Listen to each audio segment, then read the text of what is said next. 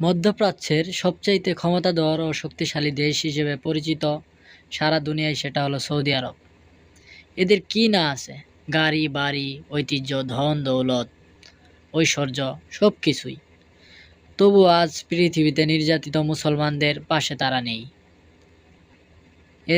এরা শুধু বড় বড় ছাগল জবাই করবে আর খাবে, বাস এটাই এদের কাজ।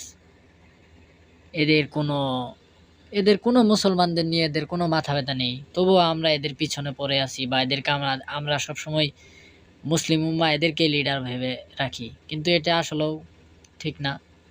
কেননা এরা আমাদের কোনো কাজে আজ অবধি আসে না।